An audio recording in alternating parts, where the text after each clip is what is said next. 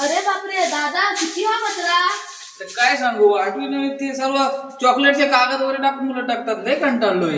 अरे बापरे, किती भयानक आहे हे. या कचऱ्याचे व्यवस्थापन वेळच्या वेळी व्हायला हवे.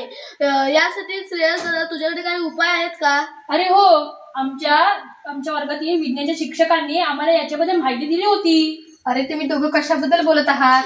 ताई बघ ना, हा बघ दादाने आज किती कचरा गोळा केला आहे. या कचऱ्याची वेळीच विल्हेवाट लावणे हे फार गरजेचे आहे. त्याबाबत मी श्रेयस दादाला उपाय विचारत होतो.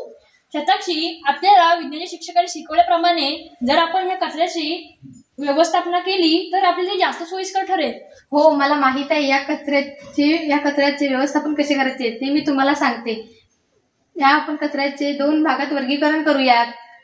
ते 2 भाग कोणते व या कचऱ्याचे वर्गीकरण करून कचऱ्याचे व्यवस्थापन कसे करायचे? जर आपण या कचऱ्याचे विघटनशील आणि अविघटनशील भागात वर्गीकरण केले तर अविघटनशील कचरा आपण रिसायकलसाठी पाठवून देऊ शकतो आणि विघटनशील कचरा कंपोस्ट खत निर्माण करू शकतो. चला तर आपण या कचऱ्याचे वर्गीकरण करूयात. यामध्ये तुम्ही विघटनशील कचरा जमा करा आणि मी यामध्ये अविघटनशील कचरा जमा करते.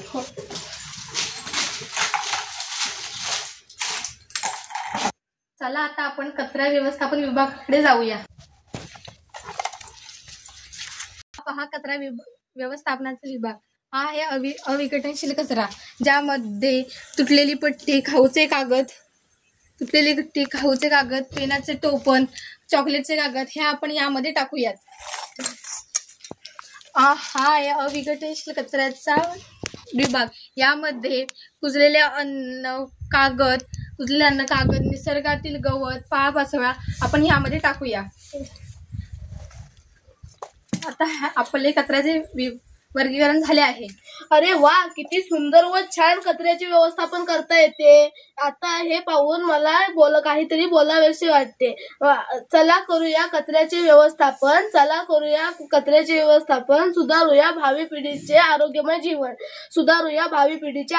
जीवन.